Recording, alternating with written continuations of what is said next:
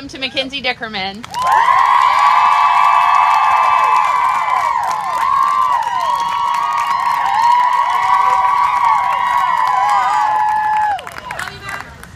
Okay, trying to figure out this whole thing. Okay, so I'm MacKenzie. I cannot believe that Maggie talked me into doing this because if you know me, I have a really bad fear of public speaking. Last year I had to stand on the stage for like 3 seconds to say my name and my position on exec, and I literally had heart palpitations. So please bear with me. I'm here to tell you guys a little bit about myself and my story with cancer. I graduated from UGA last May, and as hard as it is for me to believe, this is my 5th UGA Relay for Life. I think I'm starting to feel really old. I went to my first relay when I was a freshman in high school in honor of a dad I babysat for who was battling lung cancer. And I fell in love with the event and the organization and everything that it stands for. And when I came to college, I knew that I wanted to be a part of UGA Relay for Life. So freshman year, I joined Special Events Committee, and I served on that committee for 3 years, and then went on to be the logistics chair on exec last year. During the summer before my junior year of college, my dad was diagnosed with nasopharyngeal carcinoma, which is a really fancy way of saying nose and throat cancer. As someone who isn't very good at dealing with emotions, as most of my friends can attest to, that was really hard for me to handle. I internalized a lot of my feelings and my fears around his diagnosis, and I didn't really know how to ask people around me for help or support. And Relay was my support system even when I didn't know I needed a support system. And Relay taught me how to find hope in situations that you don't think there is any. Lucky for me, my dad is a rock star. And after a year of chemo and radiation, he went into remission and has been cancer-free for 2 years and is right there.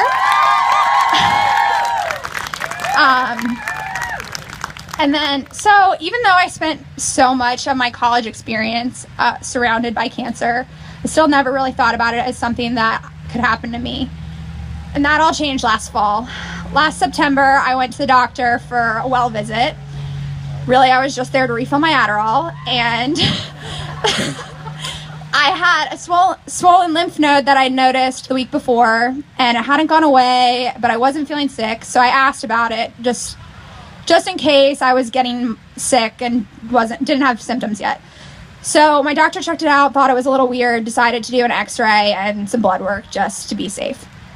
20 minutes later, calls me into his office, shows me to look at the x-ray, and shows me the grapefruit-sized mass that's taken up residence in the middle of my chest. And honestly, at first, I started laughing because I was in so much shock. I did not think it was real. When you're staring at it just did not feel real to me. And then quickly, the tears followed, and they did not seem to stop. So my doctor called my mom, had her meet me at the hospital for a CT scan. The next 2 weeks were pretty much a blur of doctor's appointments, tests, surgery, had my lymph node removed and biopsied, and then on October 16th of 2015, I was diagnosed with Hodgkin's lymphoma, stage 2 Hodgkin's lymphoma. Here I was, 22 years old, and instead of spending my time planning trips to Athens with my friends and finishing my law school applications, I was being forced to talk about things like chemotherapy and radiation and fertility treatment. While these words were not necessarily foreign to me, they were taking on a whole new meaning. The first step for me was to undergo fertility treatment to freeze my eggs in case I lost my fertility due to chemo. So I really seriously underestimated that process.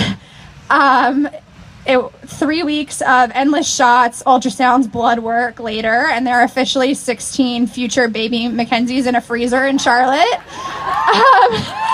And I could finally start my treatment, and that consisted of originally the plan was 8 rounds of chemo. There were some complications, and that turned into 10 rounds of chemo, but last Friday I had my last one. So exciting. This was the last one. The last one was a lot more exciting. My friend surprised me and threw me a party, and it was awesome, but this one's for real, so it's better. I thought the hardest part about chemo would be losing my hair, and don't get me wrong, that was awful. But really, I realized that the limitations that chemo put on my life were the most difficult for me to deal with. I struggled to find the energy to do things that used to be routine. I wasn't allowed to eat things that I loved, sushi, and at times I wasn't even allowed to go out in public without wearing a mask. I tried to pretend that I didn't actually have cancer, and because of that, I had a difficult time accepting my new normal. After landing myself in the hospital for a few days with food poisoning a couple weeks ago, I finally got the message that I am not invincible, and I have finally accepted that that's okay. I have cancer, like, can't do everything you used to do. Going through this process has really made me understand the value of all of the services that Relay offers, Fortunately, I was able to receive my treatments at a hospital 15 minutes from my house. Not everybody can do that. Not everybody is that lucky. That's why Hope Lodge exists. Fortunately for me, my parents can drive me to all my treatments. Not everybody can do that. Not everybody is that lucky. And that's why Road to Recovery exists. And these things, I knew what they were, and I knew they were important when I was part of Relay, but now they have taken on a whole new meaning. Hang on. Sorry, page is stuck.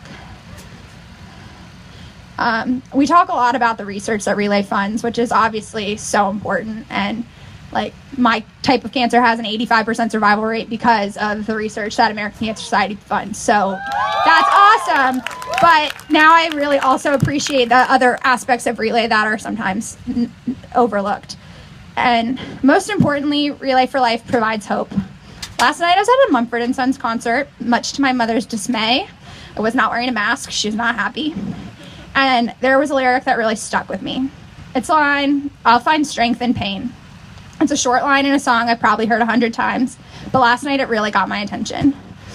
I realized that this is exactly what Relay for Life is about, finding strength in pain.